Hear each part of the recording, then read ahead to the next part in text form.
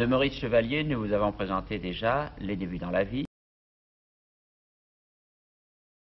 les débuts sur les planches et les débuts, si j'ose dire, en coulisses.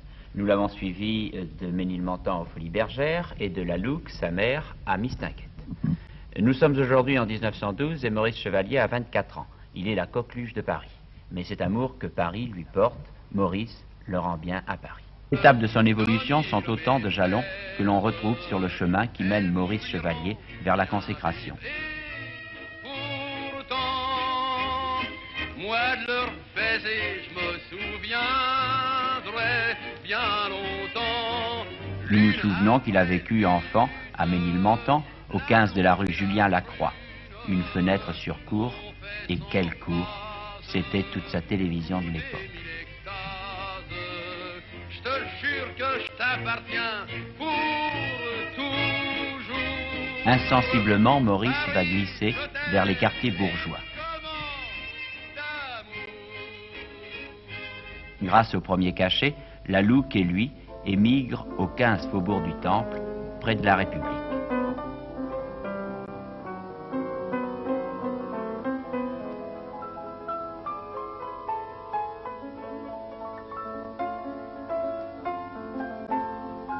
Puis Maurice et sa mère, La Louque, vont habiter Faubourg Saint-Martin,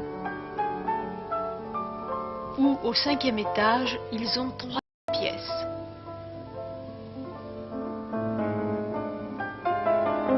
Avec les premiers succès, la petite famille s'installera plus tard au 18 boulevard de Strasbourg, dans un 2e étage plus confortable, dont 2 fenêtres, on n'avait pas encore inventé la surface corrigée, donnent sur le passage de l'Industrie.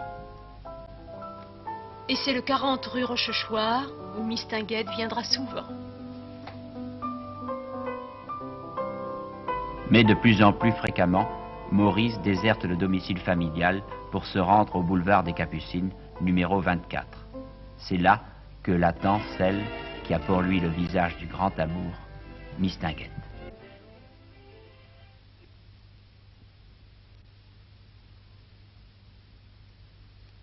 Mistinguett. Un soir, aux Variétés, Mistinguett vous présenta un homme extraordinaire, un des plus grands acteurs de ce temps. C'est le prodigieux Max d'Herly. Oui, oui. Oh, ben je m'en souviens comme si c'était avant-hier. Ça devait être 1909, je crois. Je connaissais déjà Mistinguett depuis 1 an. Nous répétions ensemble. Mistinguett savait que j'en étais absolument tordu, quoi. Et elle semblait partager, au moins pour une bonne proportion, mon sentiment. Et ce soir-là, elle qui savait que j'admirais totalement Max d'Herly, qui était pour moi, à ce moment-là de ma carrière, une révélation, parce que Max d'Herly était tellement différent de tous les autres acteurs de son époque. Max d'Herly avait une légèreté extraordinaire de fantaisie. Et dans la même soirée, il jouait la vie parisienne. Il y avait mes deux héros. Il y avait Mistinguett, dont j'étais totalement empli, et Max d'Herly, que j'admirais de tout mon cœur de jeune artiste. Et alors, Mistinguett, sachant ça, m'avait donné 2 places pour aller voir la vie parisienne, au 3e rang des fauteuils, aux Variétés. Vous vous rendez compte ce que ça me faisait, moi qui étais surtout habitué au boulevard de Strasbourg, n'est-ce pas, et au Faubourg Saint-Martin. Alors j'avais emmené mon petit copain Milton, qui était toujours avec moi à cette époque-là. On avait mis nos smokings, n'est-ce pas, on avait l'impression d'être habillés avec un complet de zinc, tellement on se sentait raide. Et on a été aux Variétés. Alors j'ai d'abord vu Mistinguett venir et je me rappelle même pas si je l'ai vue, tellement je devais loucher probablement quand elle était en scène. Et puis Max d'Herly est arrivé avec sa fantaisie, sa légèreté. C'est même, je crois, un des premiers soirs où j'ai compris qu'il ne fallait pas charger pour être drôle. Parce que Max d'Herly, ça flottait, sa fantaisie flottait, et je me suis dit, si tu pouvais un jour arriver à avoir une finesse pareille, n'est-ce pas? Et à l'entracte, alors j'avais été voir Miss dans sa loge, et elle me dit, est-ce que tu veux que je te présente Max? Oh, j'ai dit non, penses-tu, je vais m'évanouir si tu me présentes ce bonhomme-là, je ne vais pas savoir quoi dire. Mais elle me dit, non, Il sait qui tu es, il sait que tu es du music-hall et que tu es en tête de toute la jeune génération. Il serait content de te serrer la main. Alors on a été dans la loge de Max avec Miss. Déjà, il me semblait que je marchais sur des nuages. Et alors, Miss m'a présenté à Max, qui m'a dit, mais je vous connais, il parlait comme ça, vous savez, il avait une voix un peu laryngiteuse, mais qui lui donnait une personnalité unique, n'est-ce pas? Alors, elle me présente, tout ça, je lui dis toute mon admiration, évidemment. Et il me dit, mais quel âge vous avez, mon petit chevalier? Alors, je dis, monsieur Derly, j'ai 22 ans. Et je me rappelle qu'il a regardé Miss avec un genre d'étincelle dans l'œil et presque un tout petit peu de mélancolie, et il lui a dit, 22 ans. Dire qu'il y a encore des gens qui ont 22 ans. Et oui, il y avait encore en ce début de siècle des gens qui avaient 22 ans. Mais à 22 ans, Maurice Chevalier n'y voyait pas beaucoup plus loin que le bout de son nez. Son inspiration était limitée à la découverte des comiques de l'époque, qui, pour être français, se croyaient obligés d'être gaulois. Pour faire des confidences de fric, oui. Moi, pour bien remplir mes devoirs d'époux, lui donner baiser bien d'eau. Tout ça.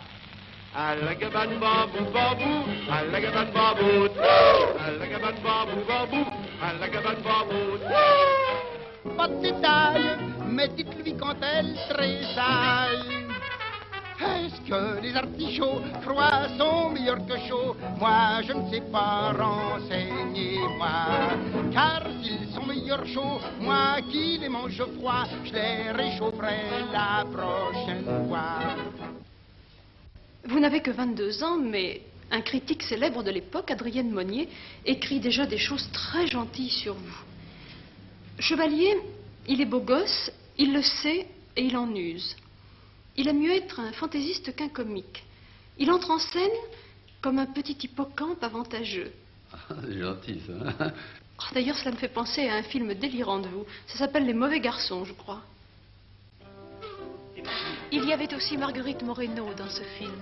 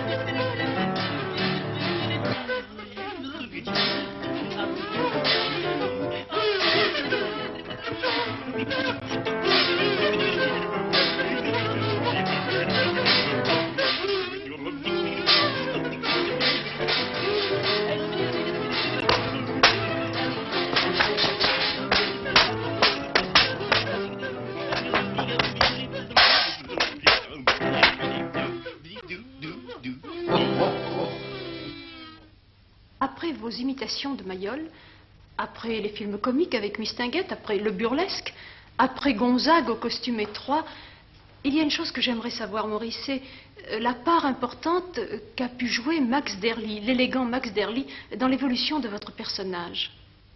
Oui. Très important, parce que tous, quand nous débutons, qu'on l'avoue ou qu'on ne l'avoue pas, nous nous inspirons toujours de quelqu'un. Nous avons nos héros.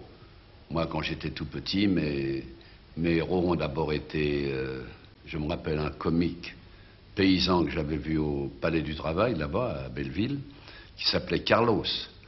Après ça, ça a été un nommé Bépoil, qui chantait l'Eldorado.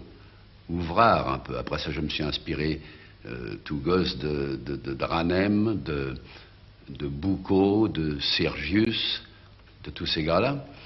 Et puis, c'est par la suite que j'ai connu Max Derly, qui tout d'un coup m'a ouvert des horizons que je ne soupçonnais pas. J'ai vu pour la première fois un homme qui était agréable à regarder, qui était en même temps très très drôle, qui était tout d'un coup quelque chose de différent de tous les autres acteurs. Aussi grand soit-il, il était différent et il était léger et il était charmant. Je me rappelle l'avoir vu dans toutes ces choses-là et je me suis rendu compte que lui, Max Derly, au moment où je l'ai vu et où je l'ai en somme ingurgité, n'est-ce pas, était un comédien entente cordiale, c'est-à-dire qu'il avait toute la blague de Marseille en lui, où il avait débuté, qu'il avait toute la force qu'ont les gens de music-hall quand ils en ont, et qui avait aussi adapté le comique physique des grands comiques anglais. Alors c'était un mélange, en somme, c'était le comédien entente cordiale. Moi, je me suis inspiré de lui, et après ça, j'ai vu à Paris, à l'Alhambra et à la Scala des artistes anglais et américains. J'ai vu Little Teach, j'ai vu celui qui m'a donné la plus grande révélation, et pour dire la vérité, qui m'a le plus inspiré de tous, un nommé Norman French, un grand gars, un Canadien qui travaillait en Amérique et qui était très beau, très mince, en habillé avec un chapeau de forme sur le devant, qui avait des silhouettes un petit peu comme ça, vous savez, et qui faisait la danse du sable, avec une élégance, avec un chic extraordinaire. Et ça a été mon coup de foudre. À partir de ce moment-là, je suis parti, moi, vers ma cristallisation, qui était d'être un type de faubourg, mêlé de Paris et de New York. Mais attends, patiemment, que la belle lui fasse un signe encourageant, un gentleman. Quand d'une dame il a les faveurs, garde le secret dans son cœur.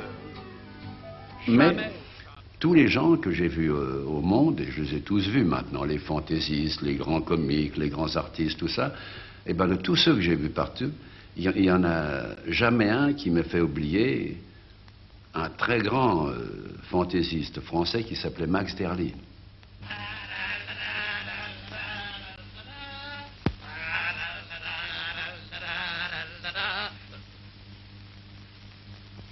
Eh bien, pourquoi ne joue-t-on pas l'hymne royal quand je passe?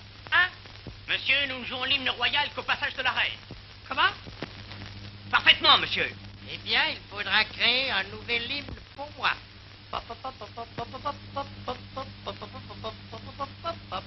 Sinon, vous irez en prison.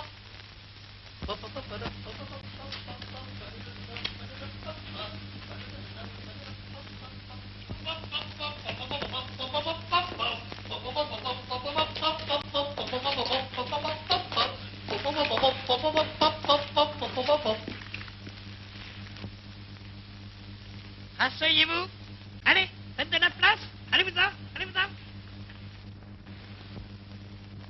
Messieurs, la parole est à Monsieur Brown. Messieurs, un attentat a été commis hier soir contre Monsieur Banco. Les criminels ont tenté d'assommer le chef du gouvernement à coups de chaise. Article 1er. Les chaises et les fauteuils et tout siège à 4 pieds sont considérés désormais comme armes prohibées. En conséquence, leur usage est interdit dans tout le royaume. Repoussez vos fauteuils. Vous avez entendu? Dépêchons-nous. Allons. Et maintenant, continuons. Hein? Tombez le monsieur. Écoute, Max, si ce qu'on dit est vrai et que tu nous vois de quelque part ce soir, ton cœur doit être heureux de sentir l'hommage que nous te faisons avec tant de sincérité. Je peux te dire que je le fais de tout mon cœur. Et je peux aussi t'assurer que t'avoir vu tout d'un coup comme ça me rappelle les années heureuses d'avant la Première Guerre, puisque ces années étaient aussi les années de ma vraie jeunesse.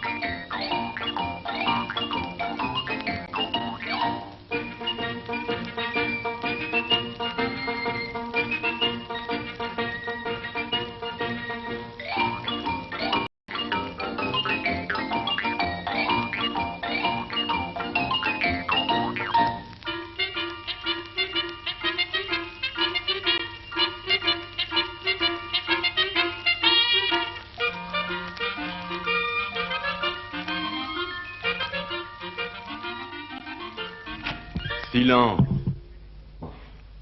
La gazette télévisée commence.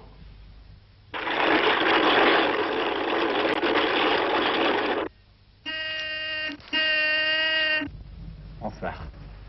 Nous sommes en 1913, vous le savez déjà, et vous n'avez pas besoin de moi pour vous le répéter. Enfin, je vous le redis, parce que si ça ne dépendait que de moi, nous y resterions en 1913. Ah, mais seulement voilà, les journalistes, avec leur soif de sensationnel, leur goût des titres, leur besoin de nouveau, sont en train de nous faire glisser, sans s'en douter, les malheureux, vers les pires événements. On ne sait plus quoi inventer. Et au train où va le monde, eh bien, on va finir par se retrouver en 1914. La seule différence qu'il y ait entre ces années de paix, les dernières que nous vivions, et les années de guerre qui nous attendent, je crois que c'est celle-ci. Pendant les années de paix, on a une seule hantise, celle de vieillir. Et pendant les années de guerre, on a une seule ambition, vieillir. Voilà, tous ces petits commentaires, je les fais parce que nous avons encore le temps d'en faire. Rien ne nous presse. Nous n'avons pas hâte de vieillir. Nous sommes en 1913. On a beau pas être superstitieux, 1913. Bon, mon devoir, je suis là simplement pour le faire et pour vous dire ce qui s'est passé en 1913. Procédons par rubrique, si vous le voulez bien. Dans le domaine de l'aviation, j'ai eu l'occasion de vous dire il y a quelque temps que l'Américain Wright avait réussi un virage. Les Français se sont rassemblés pour réfléchir et un Français, le 2 septembre, a fait beaucoup mieux. Il a fait ce que les Anglais ont tout de suite baptisé, car ils sont les plus rapides dans le domaine des mots, un looping. Ça veut dire en français qu'il a volé la tête en bas, il s'est complètement renversé. Looping, contrairement à ce qu'on pourrait croire, ne vient pas du verbe louper. Quand on loupe un looping, on ne se loupe pas. Ne vient pas non plus de chalouper, terme de marine. Vient de l'anglais looping the loop, boucler la boucle. Pour plus de précision, voyez dictionnaire au mot boucle. On n'a jamais fini de la boucler, surtout à la gazette télévisée. Et je crois que ce looping de M. Pégou, c'est le nom du pilote, est un symbole des temps modernes. Tout se passe comme si le monde avait décidé d'aller de travers. Le monde, à partir de ce 2 septembre, va aller la tête en bas.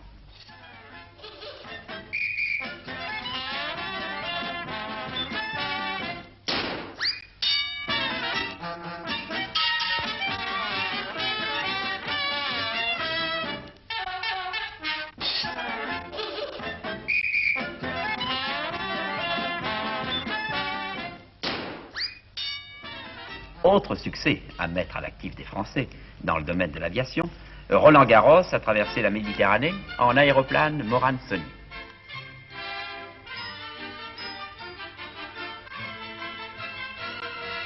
Et enfin, M. Védrine est allé de France en Égypte comme une flèche en 40 jours et 10 étapes.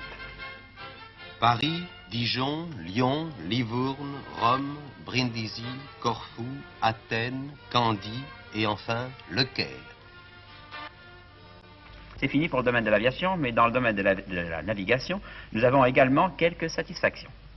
Les Américains ont rendu un hommage particulier à la traversée du canal de Panama par l'ancien remorqueur français, la Louise. Car c'est à bord de la Louise que Ferdinand de Lesseps et ses compagnons étaient allés jusqu'à Rio de Janeiro. Rien qui ressemble plus à un canal qu'un autre canal, comme Suez ou le canal Saint-Martin. Mais nous sommes à la pointe de l'information. Nos caméramans y étaient, à Panama. Cet hommage des États-Unis à la France nous va droit au cœur. Thank you. Il n'y a pas encore d'Eurovision, mais enfin, thank you quand même, parce qu'il y a peut-être des Anglais qui écoutent. Une mauvaise nouvelle, malheureusement, il n'y a pas de gazette télévisée sans mauvaise nouvelle. C'est le lot de l'information. Le feu couve dans les Balkans et on nous annonce que la Bulgarie a déclaré la guerre à la Grèce et à la Serbie. Une méchante histoire, et tout cela à cause de la Macédoine qui est déjà une belle salade. L'an dernier, les 3 royaumes balkaniques ont pris la Macédoine aux Turcs. Cette année, ils se la disputent entre eux. La Bulgarie la veut tout entière, d'où cette guerre absurde et qui fait vinaigre. Oui, elle ne dure pas longtemps cette guerre, 1 mois à peine. À la fin de ce mois, la Bulgarie est envahie de toutes parts et les massacres se multiplient dans la sanglante tradition des Balkans. Cette année-là, mais je ne sais pas s'il convient d'en parler dans cette sérieuse gazette, un de nos plus brillants confrères se jette à corps perdu dans l'aventure. Il s'appelle Joseph Rouletabille, le prince des reporters. Le grand vainqueur de cette lutte fratricide, c'est un autre prince dont on reparlera, Alexandre de Serbie. Il rêve de réunir tous les pays slaves du Sud en un seul royaume, qu'il appellerait Slavie du Sud ou Yougoslavie. Un rêve qu'il réalisera, bien sûr, avant de mourir tragiquement à Marseille sous les balles d'un oustachi, pluriel oustacha. Mais ça, c'est une autre histoire. Passons aussi rapidement que possible sur ces mauvaises nouvelles pour aborder un sujet qui est bien parisien et dont l'importance, pour être contemporaine, n'en est pas moins considérable. C'est le domaine du théâtre. Quand on parle de théâtre, c'est toujours avec l'arrière-pensée de faire plaisir à ceux-ci ou à celles-là qui en font ou qui ont la prétention d'en faire. Les événements de 1913, ils ne sont pas tellement considérables, ils ne sont pas non plus tellement nombreux. On a créé le secret de M. Bergstein, nous nous faisons un plaisir de le signaler, et nous nous faisons un plaisir de signaler également que les créateurs étaient Victor Boucher et en tête d'affiche, bien sûr, Madame Siboney.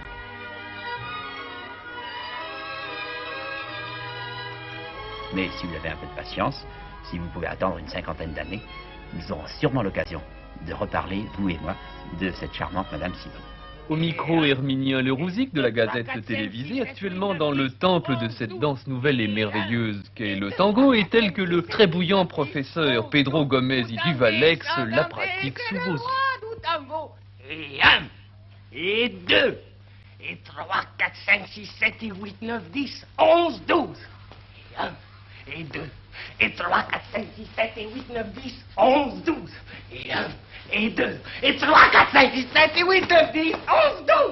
Et 1, et 2, et 3, 4, 5, 6, 7, et 8, 9, 10, 11, 12. Et 1, et 2, et 3, 4, 5, 6, 7, et 8, 9, 10, 11, 12. Et 1, et 2, et 3, 4, 5, 6, 7, et 8, 9, 10, 11, 12. Alors, vous êtes convaincu du tango, monsieur l'Arménien? Ah, je vous en prie, mon petit, hein, pas de grossièreté.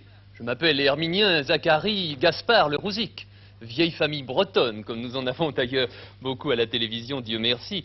Et quant à votre danse, si vous voulez que je vous dise ce que j'en pense, c'est une danse de guignol, monsieur. Une danse de guignol, et on se croirait à vous voir vraiment à la Chambre des députés, si vous voulez tout savoir.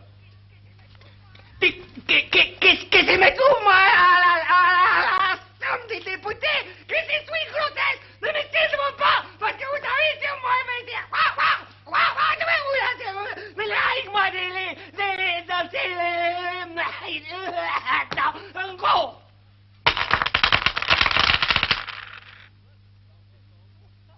Qui, moi, monsieur, danser le tango? Mes aïeux me pardonnent, vous plaisantez, non? Moi? Ah, vous le voulez? Eh bien, tangon, monsieur, tangon. Venez! Moi, je vais vous montrer, moi, ce que c'est que le tango argentin. Vous savez pas ce que c'est, là? Vous savez? Je suis la dame. Allez, mettez-vous comme ça. Vous avez compris ce que c'est que le tango? Souvenez-vous? Ah, c'est parfait. Je croyais que c'était arrêté. Allez, attention, musique. Là, venez.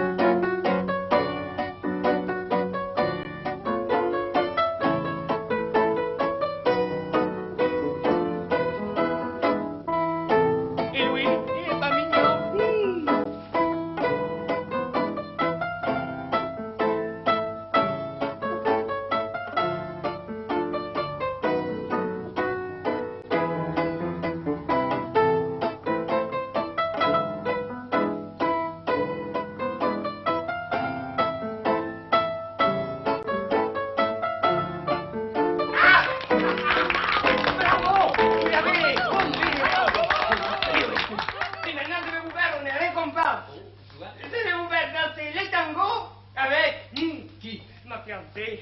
Paquita! Paquita! Paquita! Paquita! Oh, Paquita! Elle est charmante. C'est pas mignon le tango? Allez, allez, Paquita, tu vas danser le tango.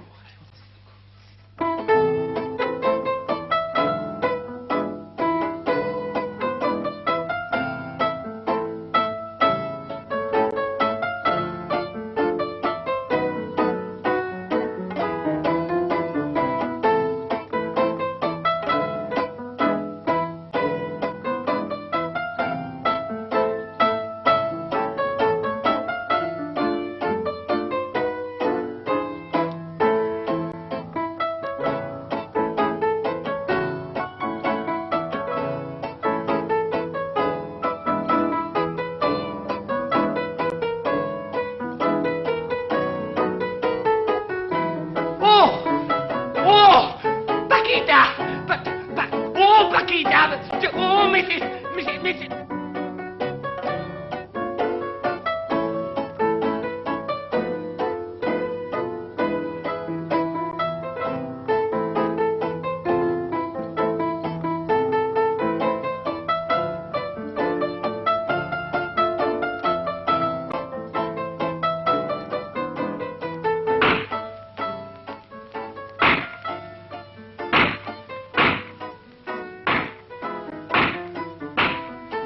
On signale des bagarres dans tous les endroits où l'on danse le tango, entre les professeurs qui sont argentins, vous le savez, et les élèves qui sont français.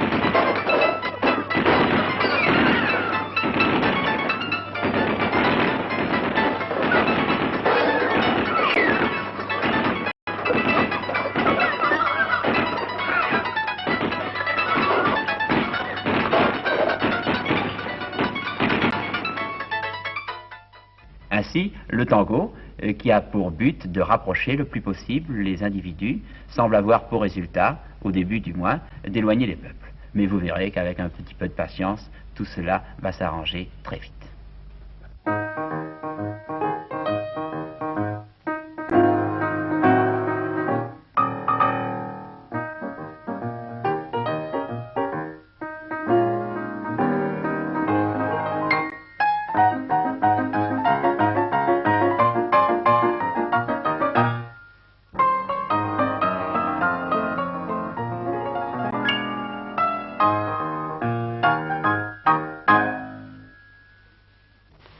Vous avez été victime un jour d'une très bonne idée de Dranem. En effet, la maison de Ris-Orangis, dont il était président, coûtait beaucoup d'argent aussi. Les organisateurs décidèrent de mêler à un spectacle de variété un match de boxe anglaise. Les murs de Paris se couvrirent d'affiches.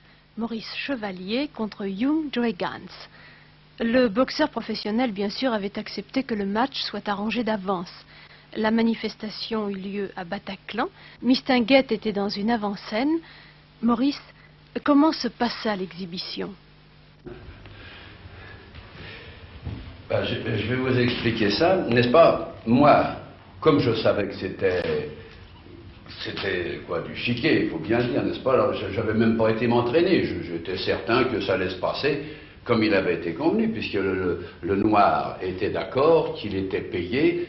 Et je pensais que je n'avais pas à me faire de mauvais sang, alors donc je suis arrivé sûr de moi. Quand je suis arrivé à Bataclan, d'ailleurs, sur la scène, j'ai aperçu mon nègre. En douce, je lui ai fait un petit coup d'œil. Lui ne m'a pas répondu. Je lui ai dit, tiens, peut-être qu'il est un peu myope ou quelque chose comme ça. J'ai été dans ma loge. Je me suis mis en boxeur, avec les chaussures sans talons, avec le slip, avec un très beau peignoir, n'est-ce pas? Vraiment, j'avais de l'allure, j'étais content de moi. Alors, je descends sur la scène où il y avait un ring absolument réglementaire qui avait été préparé. Il y avait Métro, qui était le grand arbitre de cette époque-là. Dans mon coin, j'avais Georges Carpentier, un rien. J'avais Georges Carpentier, j'avais Adrien Egan. Et puis le Noir, dans son coin, était là. Quand je suis arrivé sur la scène, le Noir était déjà assis, en faisant une gueule terrible. Je me dis, tiens, il joue bien son rôle, le gars, il est bien, ça pourrait peut-être faire un artiste plus tard, n'est-ce pas? Je saute par-dessus le ring, n'est-ce pas, par-dessus les cordes, comme faisaient les grands champions, je le fais pas mal. À ce moment-là, ça fait tomber un peu ma mèche ici, et réellement, j'avais l'air d'un champion, un peu à la Georges, vous comprenez? On nous fait nous serrer la main, le combat commence. Moi, sûr de moi, je commence à prendre une pause à la Georges, n'est-ce pas, tout à fait bien, et tout d'un coup, je reçois un coup dans le foie, mais comme j'avais jamais pris before, avant, vous comprenez, le before, je parle à moitié anglais, j'avais jamais pris un coup comme ça, tout d'un coup, je reçois un coup dans là, je me fais, je me mets à me plier en deux, je marchais, j'avais l'air de chercher des épingles, vous savez, il m'avait fait un tel mal. Alors, du coin, Georges Carpentier me crie, Maurice, barre-toi, gauche, et barre-toi, gauche, barre-toi. Moi, j'étais complètement affolé, j'en avais jamais pris un coup comme ça. Le type me poursuivait, me foutait des marrons terribles, et à un moment, entre mes gants, je lui dis, mais dites donc, c'est pas ce qui a été convenu, ça, mon vieux, quoi. Il est convenu. Alors, le nègre, avec une gueule terrible, me fait, moi pas chiqué, et il continuait à m'enfiler les coups. C'était plus un match de boxe, c'était une course à pied, vous comprenez, c'était une course à pied autour du ring. J'arrêtais pas de me dépiner, et j'en prenais. Enfin, à l'autre round, pendant le repos, Adrien Egan a été le trouver, le nègre, et il lui a dit, écoute, toi, si tu joues ce jeu-là à Maurice, après le match, le soi-disant match, je vais te voir, moi, dans une chambre fermée et les poings nus, et on va s'expliquer tous les deux. Adrien Egan était un très bon champion pour moyen, et le nègre répondait, moi pas chiqué. Il recommence, il me fout encore une dégelée. Pendant un round, je n'étais même plus un coureur, je devenais un sauteur. Je ne sais même pas si à un moment je n'ai pas sauté par-dessus à lui, je ne sais plus ce que je faisais. Enfin, à l'autre repos, il a fait comprendre qu'il allait accepter de se coucher à ce ring-là. Je ne sais pas s'il avait décidé, s'il avait vu qu'il ne pouvait pas tout à fait m'assommer, me knockouter, n'est-ce pas? Et alors là, à ce round-là, sur une droite vaseuse, une droite qui lui est venue à peu près à 20 cm du menton, tout d'un coup il a soi-disant vacillé, il est tombé, on a crié Maurice Chevalier vainqueur, mais le plus drôle, la salle n'a pas protesté, parce qu'on voyait bien quoi dans le fond, on faisait ça pour la charité, n'est-ce pas, pour les vieux de Rissorangis, mais enfin je l'avais payé cher, leur idée, vous savez. Et après, vous savez ce que j'ai appris? J'ai appris que non seulement le Noir avait été payé par nous pour descendre au 3e round, mais qu'aussi il avait reçu une somme d'une ancienne amoureuse à moi pour me foutre une bonne dégelée devant tout le monde, et j'ai compris ce jour-là que l'amour avait des fois des chemins tout à fait originaux, n'est-ce pas? Et ça m'a fait penser qu'il y avait une chanson qui s'appelait « C'est l'amour, c'est l'amour, c'est l'amour ». Hey. Oh, pardon. À ma droite, Georges Carpentier. À ma gauche, Georges de Caunes. Bon, ben restons-en là, monsieur Carpentier, on va pas se battre. Si vous voulez bien. Je préfère que vous soyez mon soigneur, comme vous l'avez été pour Maurice Chevalier. Oui, parfaitement. C'était Harry Sorangis. Harry Sorangis. Et vous étiez le soigneur de... Et j'étais le soigneur de Maurice Chevalier. Mais vous avez été son partenaire aussi. J'étais son partenaire, il y a très longtemps de ça. Oh, il y a plus de 50 ans, on peut le dire. Oh, maintenant, il y a prescription, on peut le dire. Oui, il y a prescription, on peut le dire. Oui, ben Maurice était à Lille, je me souviens, il chantait à ce moment-là, et il faisait beaucoup de boxe, enfin beaucoup de sport. Et il est venu au Sporting Club de Lille. Chez M. Descamps. Chez M. Descamps. Alors, il a demandé à Descamps s'il n'avait pas quelqu'un avec qui il aurait pu faire un peu de boxe. Alors, Descamps lui dit, oui, ben, j'ai un petit bonhomme, là, mais bon, faut y aller très, très doucement, parce que il n'est pas très fort, il n'est pas très solide, physiquement, il est jeune, et voilà. Et Descamps, Maurice Chevalier lui a demandé le nom de ce petit jeune homme, et Descamps lui a répondu, il s'appelle... Georges Carpentier. Et voilà comment Georges Carpentier et Inconnu. Maurice Chevalier Se sont connus. se sont rencontrés. Ils ont commencé par se donner quelques coups de poing. D'accord. Et ils sont devenus les meilleurs amis du monde. Absolument. Au fond, c'est un bon processus, si l'on en juge d'après votre expérience de 54 ans. Et voilà 54 ans. Après 54 ans de sourire, Georges Carpentier, vous allez pouvoir m'expliquer pourquoi les plus grands boxeurs ont toujours un air si gentil. Vous savez ce qu'a dit Tristan Bernard. La boxe adoucit les mœurs. Et puis, Maurice Chevalier, pour donner raison à Tristan Bernard, n'a-t-il pas tourné Jim Bougne dans le rôle de boxeur?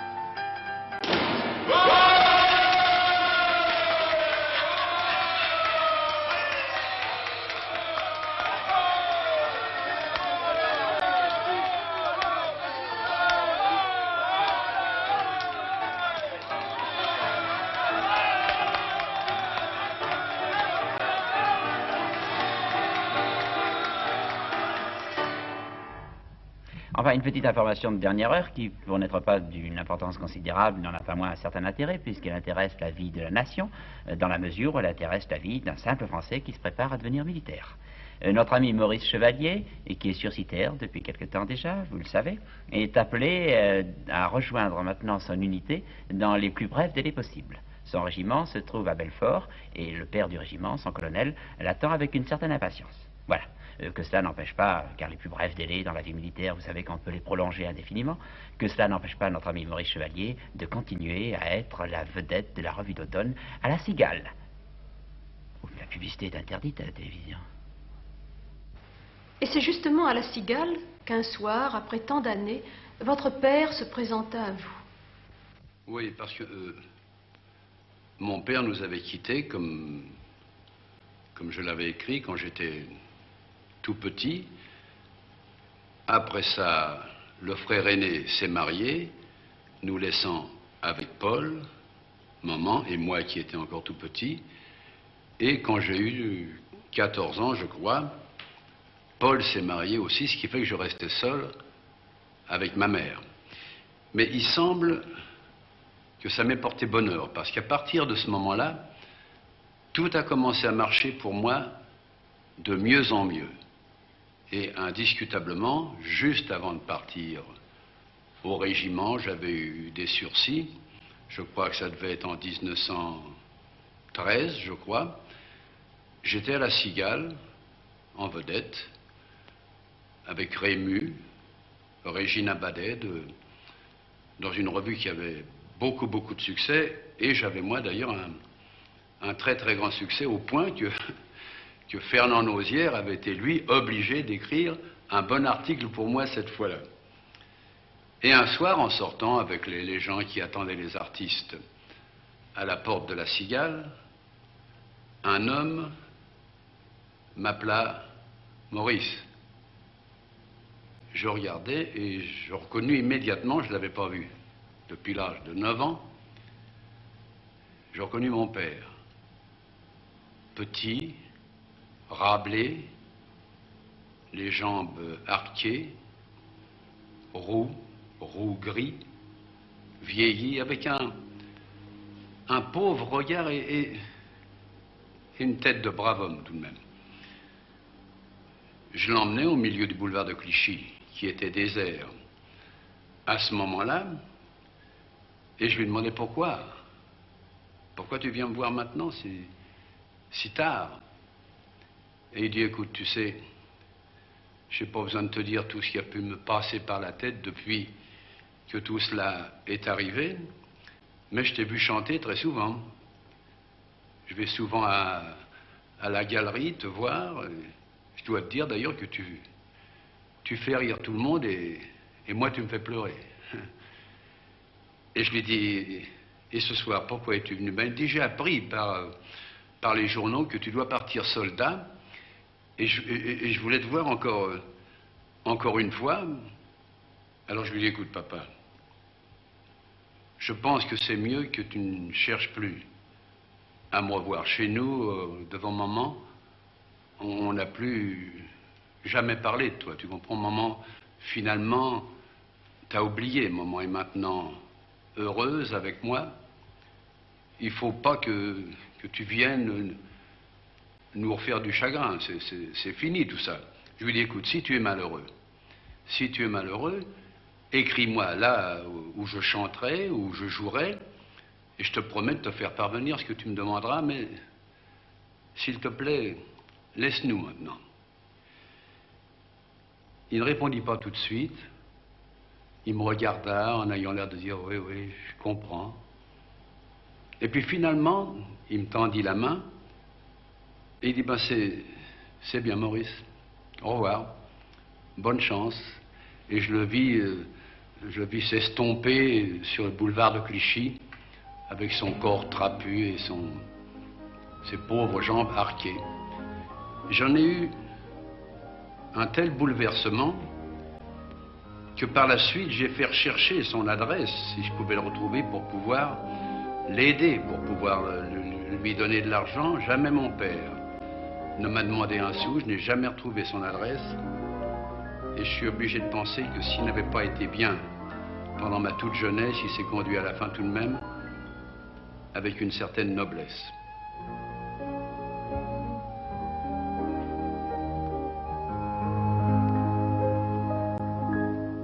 Mais la belle époque, déjà, est bien morte.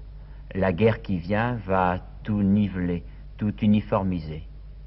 Dans cette grisaille, Maurice Chevalier va avoir l'occasion de prouver qu'il est un homme comme les autres. Et durant ces années tragiques, ce sera là son titre de gloire essentiel, être un homme comme les autres.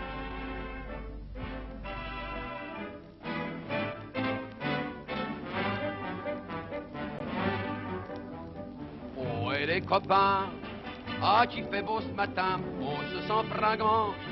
On marche facilement pour calmer un peu notre vigueur et pour nous faire goûter au bonheur. Vive